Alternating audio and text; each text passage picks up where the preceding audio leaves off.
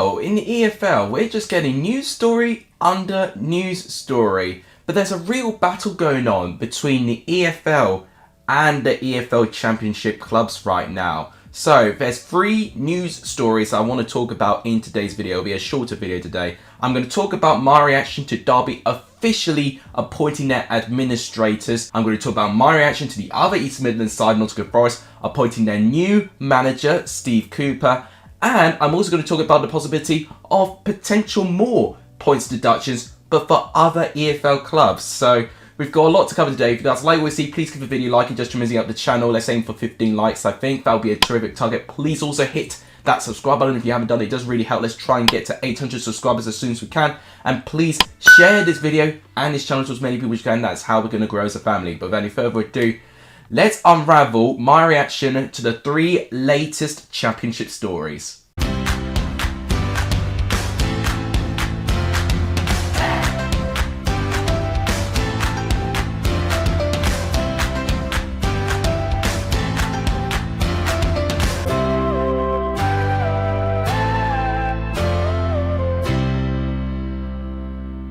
So I guess the big story to talk about at the moment is Derby County, because within recording literally about 30 minutes ago, Derby have officially announced they have appointed their administrators. So the first part of their deduction has officially begun.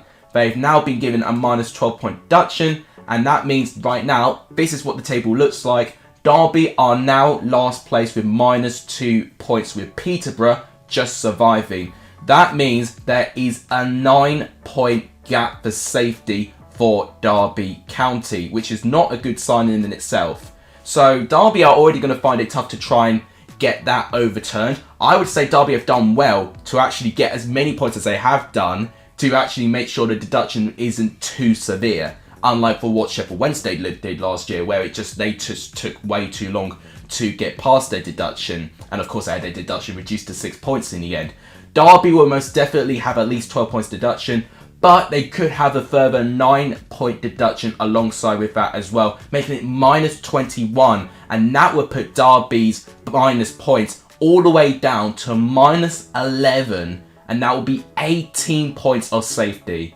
So it is really going to be against Derby County's chances of surviving the championship season if that points deduction from the EFL is going to be confirmed, along top with the administration punishment as well. To explain what it means when a club is in administration. So administrators or creditors from another external company come in and they offer advice to Derby County to try and cut down the costs for other assets so they can pay back their creditors that have blown so much money for this club to keep it afloat, but also to pay enough tax for Her Majesty's Revenue and Customs. Now, no one likes to see a brown envelope from a HMRC, but unfortunately, Derby have got a lot of debt and a lot of tax to pay. And they've also got to pay their creditors as well, where it's only right for them, they need to be paid back too. So what this could happen, it means we could have a max exodus of Derby players leaving, cutting their contract short so that they do not drain any more money from the club. We've also spoke about recently a lot of staff members could lose their jobs over this as well, for the fact that they are likely not going to be paid as much either. Wayne Rooney's offering his help to support all these staff members to try and pay for their wages respectively. And he's come across very articulate, Wayne Rooney, actually, across the whole situation. And I do feel incredibly sorry for him, with this being his first managerial job.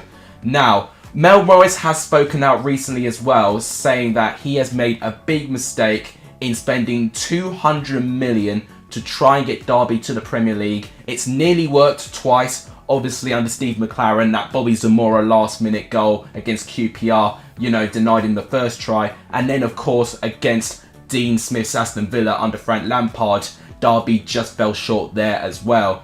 Those were the 2 moments where if Derby just had been successful in one of those moments, the money they would have got would have been from 10 million to 100 million, and that would have paid all the debts and all the financial gambles that Mel Morris has taken to try and get this club to the promised land.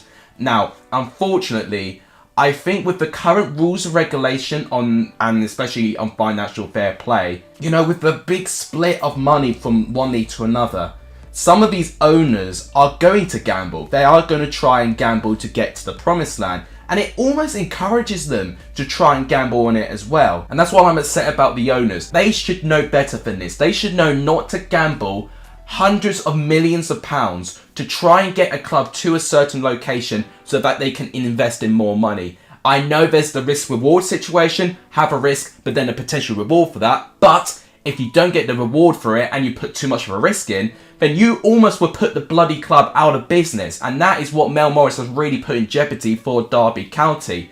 So that's why Mel Morris has not been very, very popular with it. But a lot of people around the world are really angry with the financial fair play rules and with the EFL on how they dish out their punishments as well. And the lack of support is what I'm hearing more or less as well. Now, unfortunately, financial fair play was brought in to try and have a bit of competitiveness, within the championship leagues and making sure that no side can spend more than any other else, despite what owner you have.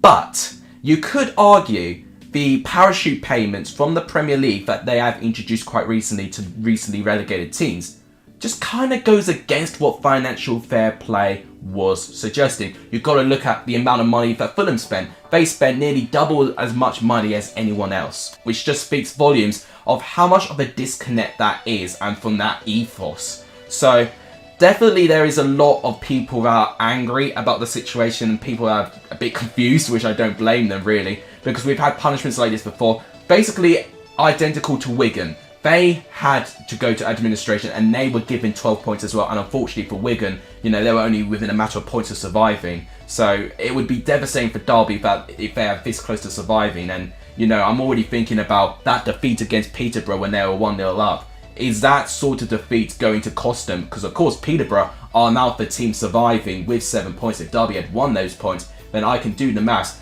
They would only be 4 points of safety. So that could really prove to be a real deciding factor the second match week for Derby County. I do hope Derby get out of this. We could potentially see them get a further 9-point deduction. And I explained it in a recent live stream when people did ask about what it means, when they broke their annual accounts on accounting rules on 2016 to 2018. Basically, what Mel Morris has done is that he's calculated the depreciation or amortization of players incorrectly to cover the debts of new stakeholders coming in trying to take over. Now, that's basically really, really bad, basically, because the stakeholder or shareholder who come in to try and take over the club, they should know what debts they should be paying to try and recover the club. But Mel Morris has tried to disguise that. He's tried to hide away from it, and that is not good. And, obviously with the amount of money he has thrown to try and get Derby away, that is why he cannot repay those debts. He's not benefited from it, financially from it. And over time, the pandemic wasn't helpful. I would agree on that.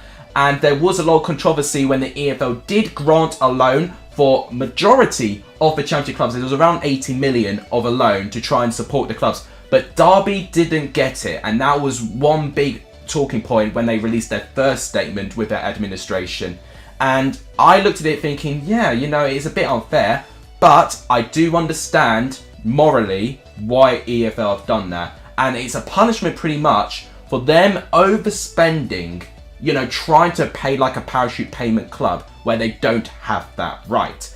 Now, you could even argue morally, why do the recently relegated clubs have that right to spend those parachute payments? Obviously the parachute payments, they run out within 3 years of your relegation from the Premier League. Bournemouth have got their second year of parachute payments, for instance, but they have to spend. But they've got less of a parachute payment when you compare it to Sheffield United, West Brom and Fulham, who've been recently relegated from the Premier League. So, in general, maybe they need to change the rules potentially, because we're going to get a lot of these owners try and gamble, try and spend and compete with those clubs with the risk-reward strategy. But the consequences and the risks involved, it should really get to most owners' minds that you just shouldn't even gamble this sort of thing. I am going to speak passionately about it because Mel Morris has made so many mistakes, I couldn't even tell you the truth. So that's what I feel about it. Just feel incredibly sorry for the Derby staff. the fans especially, because they are a very, very good bunch of people. So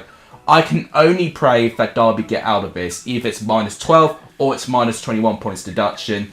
I just hope for the best for Derby County and hope that they don't end up like a Bury, you know, completely disappearing in the face of the earth. I hope if they do get relegated that they will be like a Bolton and a Wigan, recover within a matter of years. And that, I think, is the best solution going forward for Derby County. So that's the first story to unravel. The second story to unravel is Nottingham Forest, the other East Midlands club in the Championship. They've appointed their new manager. It is Steve Cooper. I had spoken about Steve Cooper being the favourite for the job when I talked about my Chris Hughton sacked video. Now, one thing I do like about that appointment is that the very little restraint he had with Swansea, but for how much he got out of it. You know, he didn't spend anywhere near as much money as Swansea probably could have. In their first year of their parachute payments, they went all out with Graham Potter, and Graham Potter only could give them a 10th place finish. Steve Cooper comes in, obviously, after doing his work with the England under-21 squad. He comes in and, blimey, as a team to play up against, very tricky, defensively very, very good. And I think that is one area that Forest need to improve on. You know, Chris Hughton traditionally is a good defensive manager, but for some reason that wasn't quite ticking this season. I think Steve Cooper will organise that, and I think he will tinker it and he will fix it. I will be very intrigued to see what sort of new system Steve Cooper goes on, whether he'll have two strikers, whether he'll have a back five or a back four. We have seen last season when Swansea were struggling with their form a bit, he is able to change tactics and formations to get the best out of the squad. So tactically, he's very versatile, and I think that's what's going to be very important for Nottingham Forest.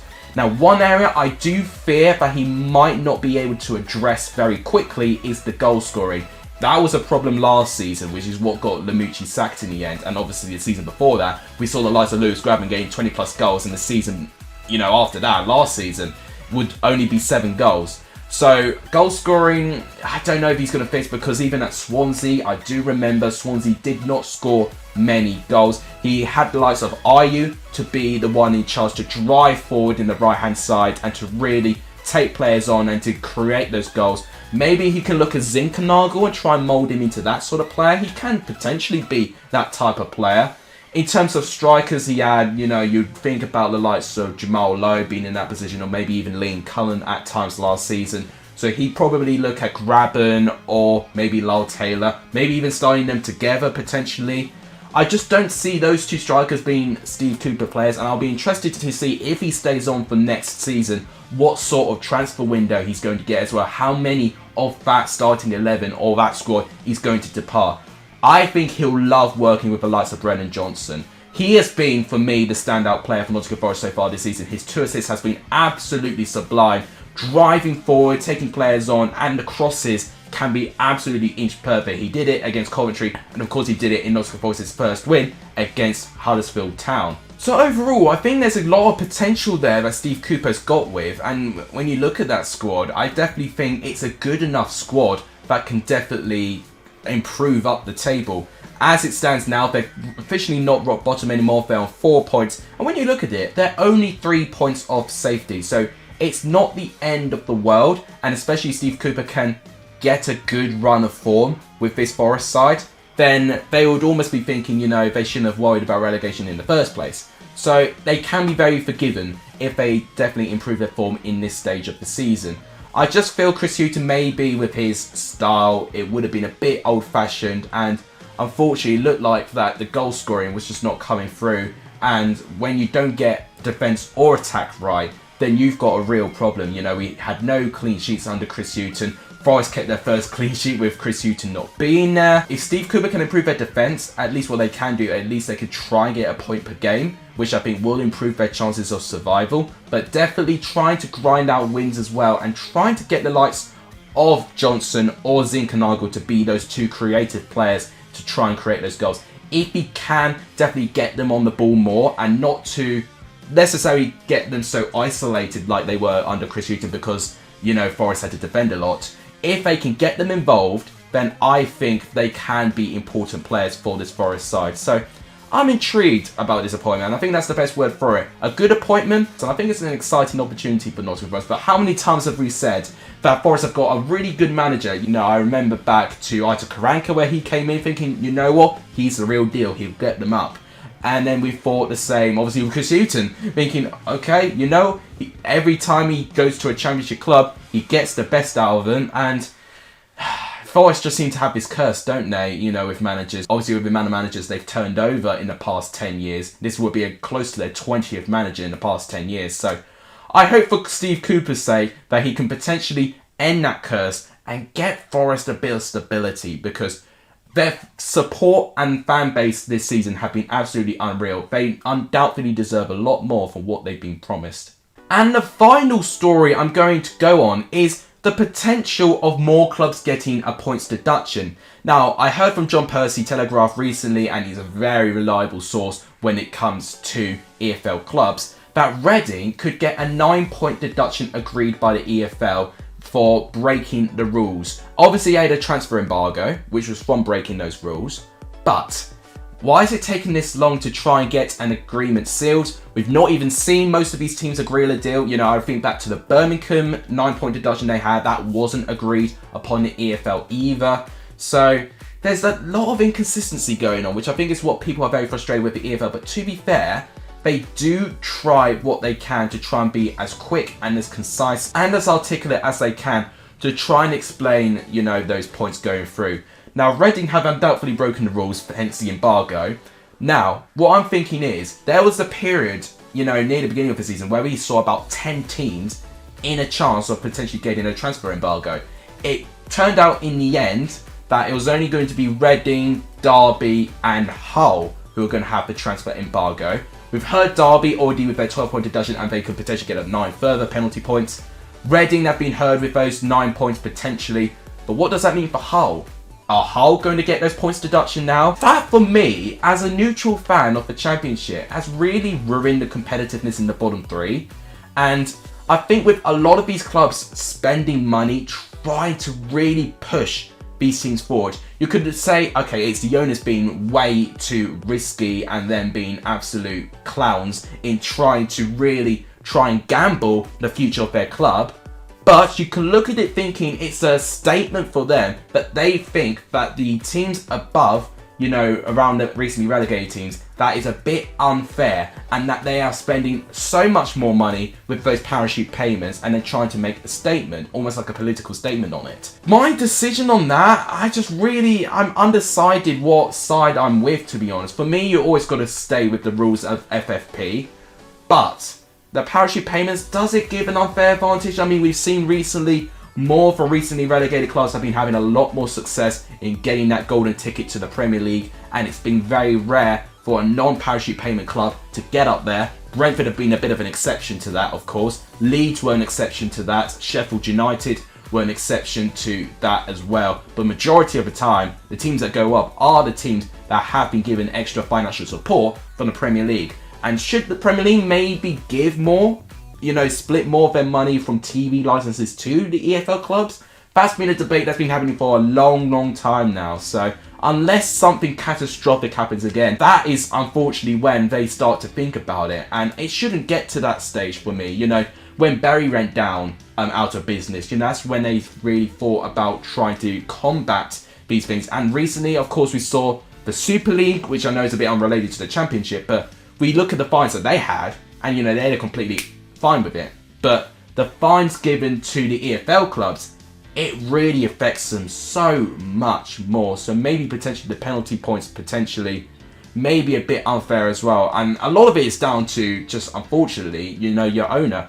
You know, if you can pay out those debts, you know, it's only going to be a slap on the wrist than anything else, to be honest. But these clubs like Derby, Reading, Wigan, Bolton, all these clubs getting those points deductions, it feels a lot more than a slap in the wrist. It's almost like a punch to the gut, to be honest. Am I safe for that? I mean, it is what this is in terms of the financial situation going on with the EFL and the 4 leagues, to be honest. So I just hope we have a light in the end of the tunnel, that we can potentially solve what's going on with those 24 clubs. Hopefully, with things being a little bit more back to normal, that there won't be as many clubs financially strained and given a lot of pressure from the pandemic now.